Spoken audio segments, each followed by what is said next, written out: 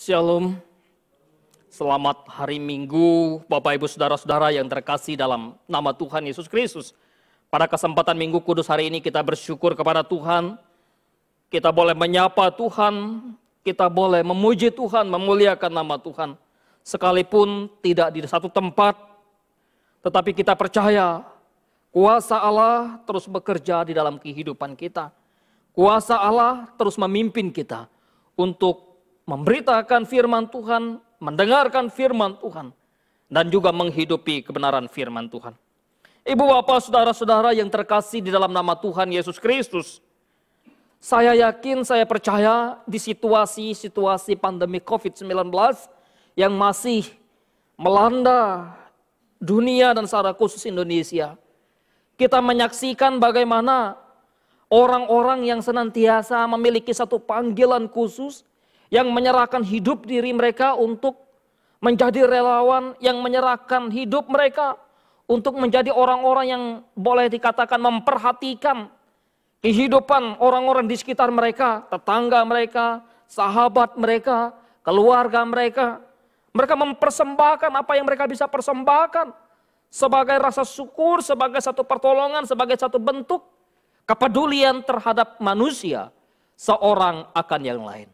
Bagaimana dengan kehidupan kita sebagai orang yang percaya?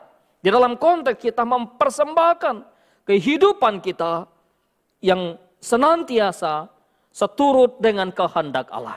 Mari kita membuka bagian kebenaran firman Allah yang terambil dari kitab Roma pasal yang ke-12. Kita hanya merenungkan satu ayat. Roma pasal yang ke-12. Ayat yang pertama. Bapak Ibu, saudara-saudara yang terkasih dalam nama Tuhan Yesus Kristus, saya membawa kita untuk melihat satu bagian dari Roma pasal 12. Kita akan baca secara bersama-sama satu ayat ini. 1, 2, 3. Karena itu, saudara-saudara, demi kemurahan Allah, aku menasihatkan kamu, supaya kamu mempersembahkan tubuhmu sebagai persembahan yang hidup, yang kudus dan yang berkenan kepada Allah, itu adalah ibadahmu yang sejati. Karena itu saudara-saudara, demi kemurahan Allah, aku menasihatkan kamu supaya kamu mempersembahkan tubuhmu sebagai persembahan yang hidup.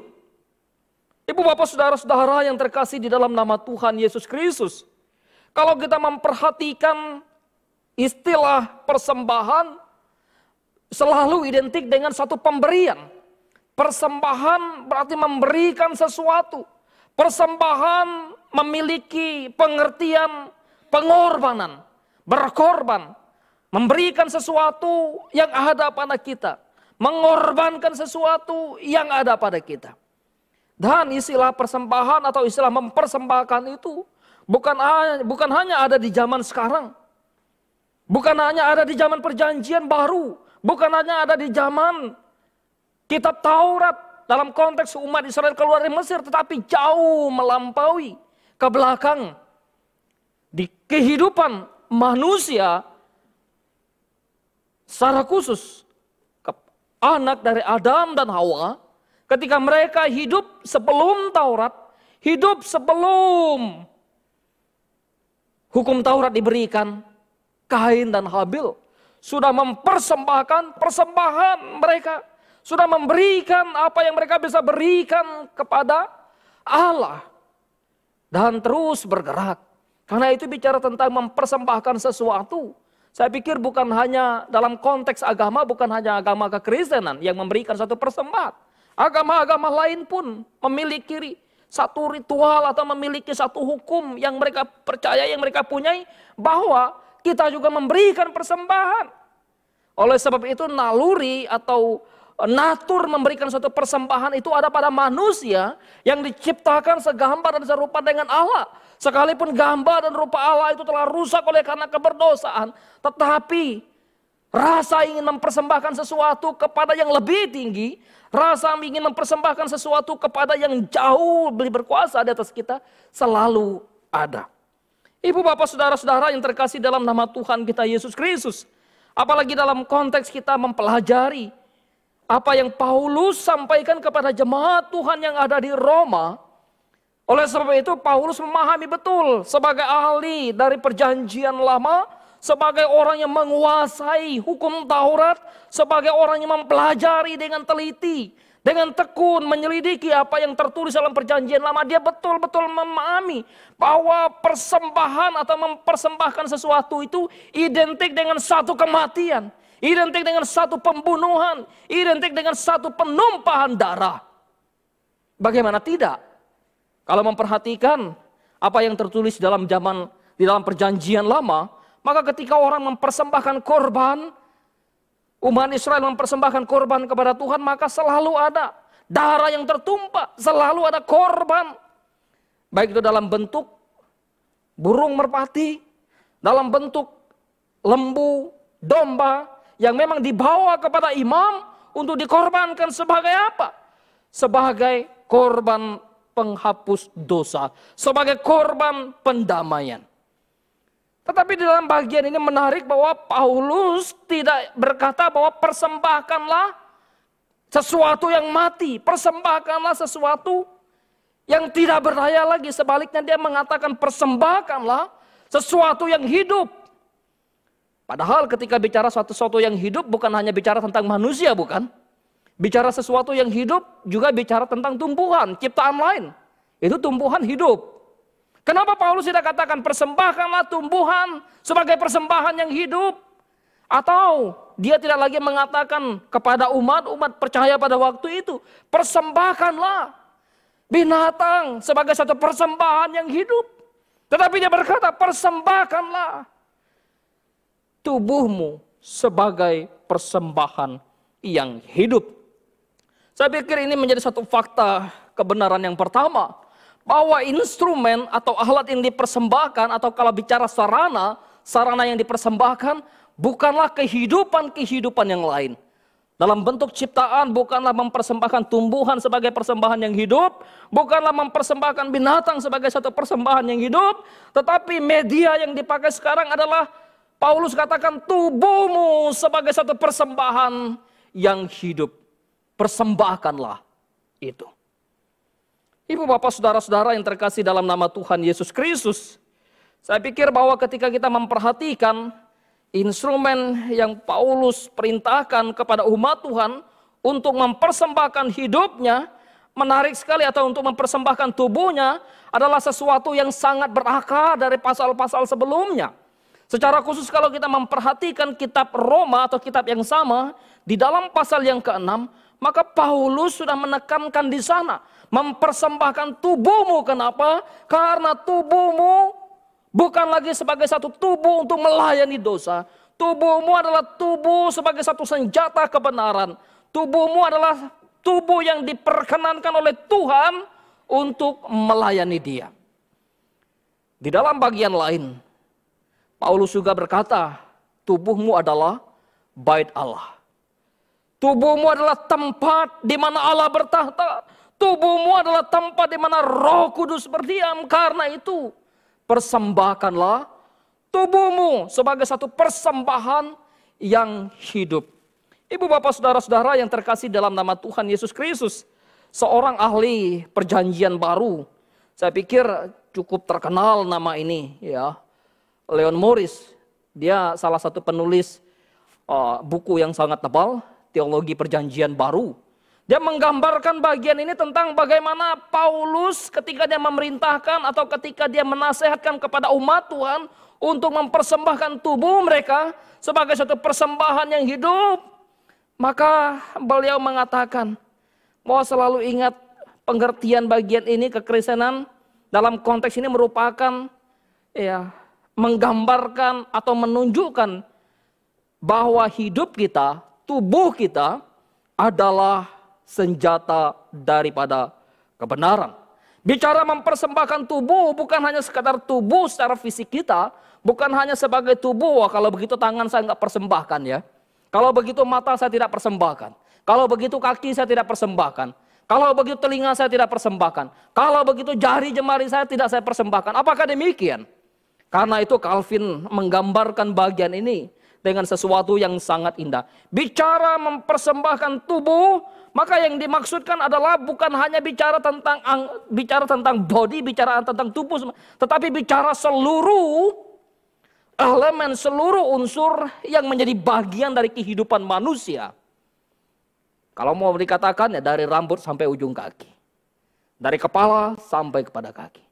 Baik luar maupun dalam. Baik kehidupan, pikiran, perkataan, tingkah laku kita. Maka kita mesti mempersembahkan kepada Allah. Ibu bapak saudara-saudara yang terkasih di dalam nama Tuhan kita Yesus Kristus. Karena itu penting untuk memikirkan bagian ini. Kita gampang sekali tergiur oleh tawaran-tawaran dunia.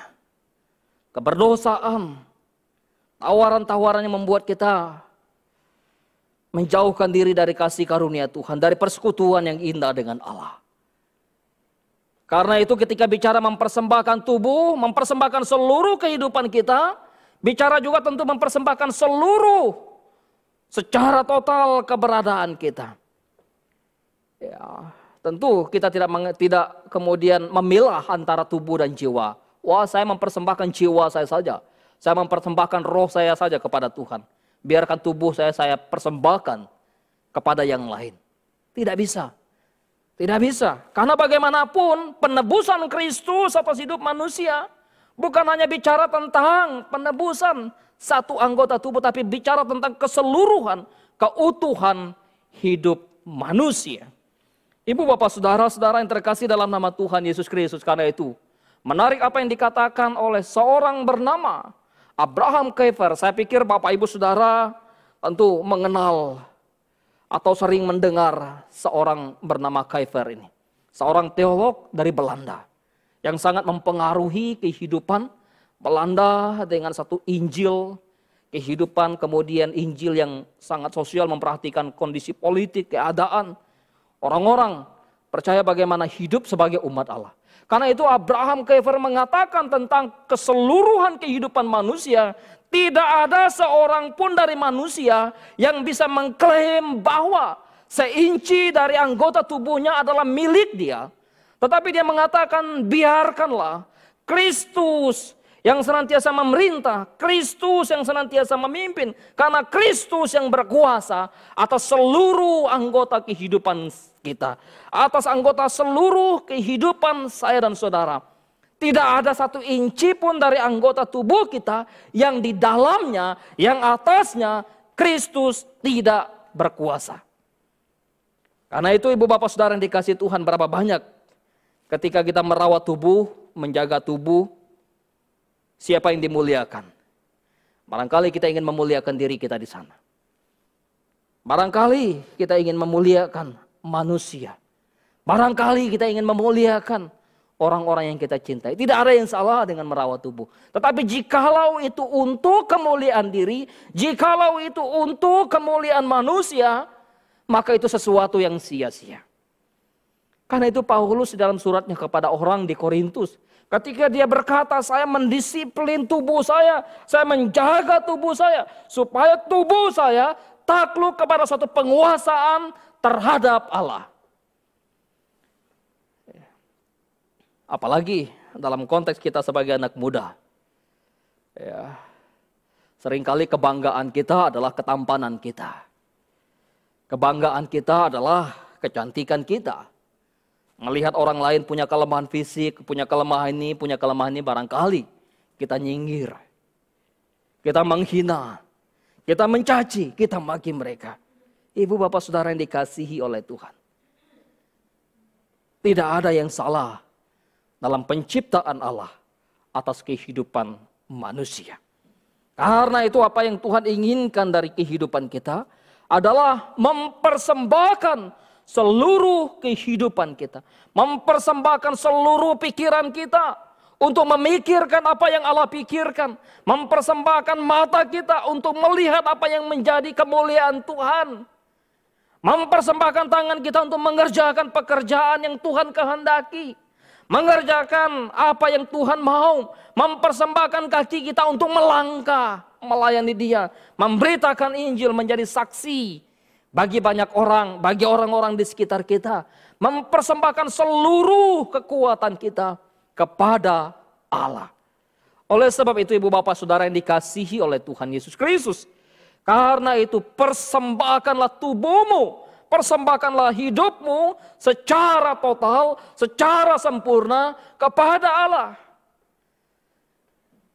Waktu engkau bekerja, engkau mempersembahkan pekerjaanmu untuk Tuhan. Waktu engkau bisnis, engkau mempersembahkan bisnismu untuk Tuhan. Waktu engkau studi, engkau belajar, engkau kuliah, engkau mempersembahkan kuliahmu, belajarmu untuk Tuhan. Dan waktu kita melayani, waktu engkau melayani, waktu saya melayani, biarlah saya mempersembahkan itu juga untuk puji hormat bagi nama Allah. Ibu bapak saudara-saudara yang terkasih di dalam nama Tuhan Yesus Kristus. Mari dengan bagian ini kita melihat betapa pentingnya kita betul-betul mempergunakan seluruh kehidupan yang Tuhan berikan kepada kita untuk melayani Dia. Gunakan tangan untuk melakukan kemuliaan nama Tuhan. Waktu kita main sosial media, sekarang kan kita tergiur. Kebanyakan kita barangkali diketahui, mengetahui, menghakimi, menuduh, mengini dan sebagainya. Hati-hati. Apa yang kita tuangkan itu menjadi bagian dari apa yang kita pikirkan. Apa yang kita pikirkan itu menjadi bagian dari apa yang ada dalam hati kita. Karena itu Yesus sangat keras berkata kepada para muridnya, jikalau anggota tubuhmu membawa engkau berdosa, jikalau tanganmu membawa engkau berdosa, lebih baik engkau untungkan, engkau potong itu. Ya, bukan dalam konteks secara harfiah lalu kita tangan berdosa langsung potong, bukan begitu ya. Tapi Yesus ingin menegaskan betapa lebih baik engkau dalam keadaan secara fisik tidak sempurna, tetapi hidup dalam kebenaran dan masuk ke dalam kerajaan Allah. Ketimbang engkau mempergunakan seluruh anggota tubuhmu untuk memuliakan dosa. Jikalau matamu membawa engkau berdosa, cungkilah itu. Waduh, ini satu sindiran, satu kecaman yang sangat keras. Ya, supaya apa? Supaya kita tidak semena-mena dalam mempergunakan seluruh anggota tubuh kita. Ibu bapak saudara-saudara yang terkasih dalam nama Tuhan kita Yesus Kristus. Instrumen ini yang Kristus tentunya sudah kerjakan terlebih dahulu mempersembahkan hidupnya. Di dalam zaman perjanjian lama memang umat mempersembahkan atau instrumen sarana yang dipersembahkan sebagai satu persembahan kepada Allah. Umat Israel mempersembahkan binatang sebagai satu simbol, sebagai satu bayang-bayang yang kemudian nanti akan digenapi di dalam Kristus Yesus Tuhan itu.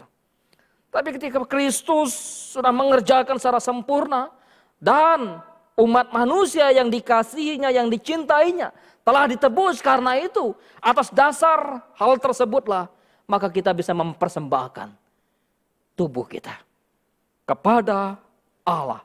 Untuk apa? Untuk melayani Dia. Untuk melakukan kebenaran. Untuk menjadi senjata kebenaran. Bukan lagi dipakai untuk melayani dosa. Bukan lagi dipakai untuk melayani kejahatan.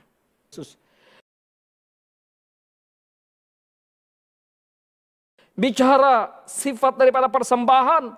Kita melihat bahwa apa yang Paulus katakan bukan saja bicara tentang instrumen. Bukan saja bicara tentang sarana atau alat yang dipakai, yang dipersembahkan, tapi juga bicara tentang sifat dari persembahan yang hidup itu. Persembahkanlah tubuhmu sebagai satu persembahan yang hidup, tapi juga sekaligus persembahan yang kudus. Sifat daripada persembahan khas, ciri persembahan. Artinya bahwa bukan lagi engkau mempersembahkan kehidupan yang bercacat celah di hadapan Allah. Kenapa? Karena Kristus sudah menebus engkau dari dosa. Hidupmu tidak lagi dikuasai dosa. Hidupmu tidak lagi bercacat celah. Harusnya hidup yang telah ditebus oleh Kristus itu, yang telah disucikan, yang telah dimurnikan, yang telah dibasuh oleh darah Kristus itu, hidup itulah hidup yang kudus yang harus dipersembahkan kepada Allah. Karena sebelum kita ditebus oleh Kristus, maka bagaimana mungkin kita mempersembahkan kehidupan yang berdosa kepada Allah. Oleh sebab itu membuat atau menjadikan kita kudus dan berkenan di hadapan Allah. Kristus telah mengerjakan. Kalau kita memperhatikan di dalam kitab Imamat pasal yang ke-1 ayat yang ke-3. Kualifikasi dari binatang-binatang yang harus dipersembahkan umat Israel kepada Tuhan sebagai korban. Maka itu adalah binatang-binatang yang betul-betul diperhatikan. Kesehatannya, fisiknya. Jangan sampai ada yang cacat celah. Kalau ada yang cacat berarti tidak berkenan, ganti. Barangkali kalau zaman itu ada dokter hewan, mesti diperiksa dulu ke dokter hewan. Bagus-bagus ini kira-kira sehat enggak binatang ini? Kira-kira betul-betul diperhatikan, layak dan pantas enggak untuk dibawa kepada Tuhan sebagai satu persembahan. Ibu bapak saudara-saudara yang dikasihi Tuhan Yesus Kristus. Karena itu, bahwa hidup kita yang telah ditebus oleh Kristus sebagai hidup yang kudus, hidup yang tidak lagi bercacat celah di hadapan Tuhan, itulah yang harus kita persembahkan kepada Tuhan. Sayangnya, kita sering kali, ya barangkali di antara kita sering mengabaikan bagian ini. Ya udah, saya mempersembahkan apa adanya hidup saya. Betul, ya waktu kita hidup sebagai manusia yang berdosa sebelum ditebus Kristus, ya memang kita manusia yang rapuh, manusia yang hina, manusia yang tidak punya nilai untuk ditebus di sana sebetulnya karena memang semua sudah rusak, mati. Sehingga kemudian ketika Kristus sudah memurnikan, menyucikan, menguduskan hidup kita menjadi berarti di tangan Dia. Hidup kita menjadi hidup yang bernilai di hadapannya. Karena itu ketika sudah ditebus oleh Kristus, kita mestinya mempersembahkan yang sudah ditebus oleh Kristus itu. Kristus sudah menebus kita dengan darahnya yang mahal. Dengan darahnya yang suci. Dengan darahnya yang kudus. Itulah yang membuat kita untuk kemudian menjadi kudus di hadapan Tuhan. Pentingnya mempersembahkan kehidupan yang kudus kepada Allah. Karena memang apa yang diperintahkan oleh Tuhan di dalam firman-Nya, di dalam tulisan Rasul Petrus, pasal yang pertama ayat 18 sampai 19, di situ Petrus mengatakan, kejarlah kekudusan, hiduplah dalam kekudusan, hendaklah engkau menjadi kudus, sama seperti Dia yang memanggil kamu adalah kudus. Standar kehidupan orang percaya memang tinggi. Dan bahkan ketika Yesus telah menyembuhkan atau melakukan satu pemulihan terhadap kehidupan orang-orang yang dikasihinya, yang dicintainya, Dia seringkali mengatakan, jangan berbuat dosa lagi. Ibu bapak saudara terkasih dalam nama Tuhan Yesus Kristus. Dan bahkan kalau kita memperhatikan apa yang ditulis ya, di dalam kitab Ibrani, penulis Ibrani menegaskan, memerintahkan untuk orang percaya yang sedang dalam penganiayaan, sedang dalam kesulitan, sedang dalam penderitaan, dalam situasi yang berat, mereka diperintahkan untuk tetap menjaga kekudusan, mengejar kekudusan. Karena tanpa kekudusan tidak mungkin orang melihat Allah.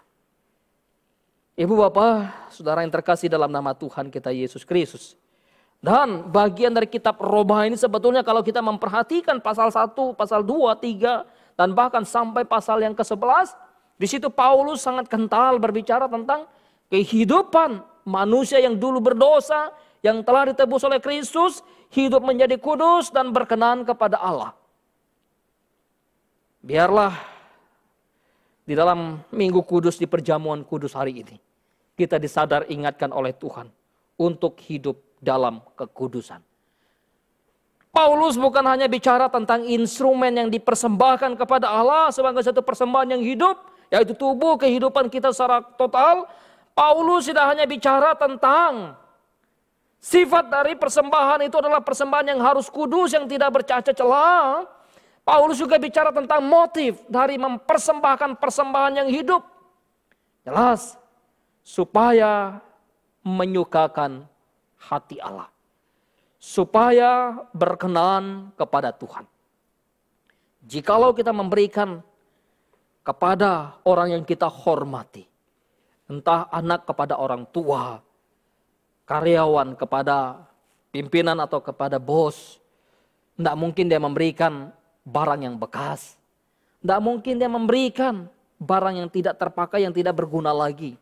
Bukankah itu suatu penghinaan yang dilakukan oleh karyawan kepada bosnya? Bos bisa marah. Kenapa kamu memberikan sepatu bekas kepada saya? Ya, tapi kalau bos kepada karyawan barangkali biasa gitu ya. Udah, saya nggak pakai lagi nih ya, kamu pakai. Tapi kalau karyawan kepada bos, saya pakai, saya punya sepatu saya bekas. Ya, sepatu sudah saya pakai, saya berikan kepada bos. Marah bos. Kamu menghina saya. Kamu mempermalukan saya. Ya.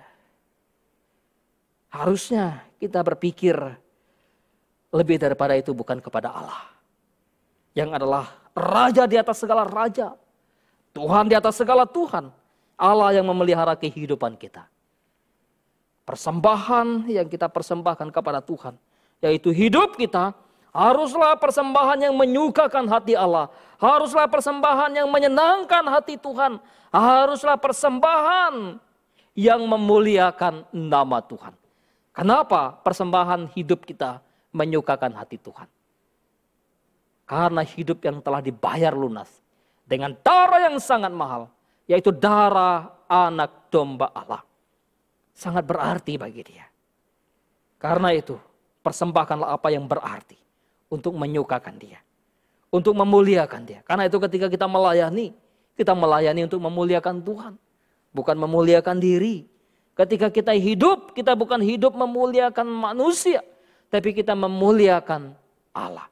Waktu kita bekerja dengan sungguh-sungguh, kita melayani Tuhan di sana, melakukan satu pengabdian kepada Allah. Dan juga tentu dalam konteks keseharian kita ada di tengah-tengah manusia. Tapi ingat, kita memuliakan Tuhan di sana.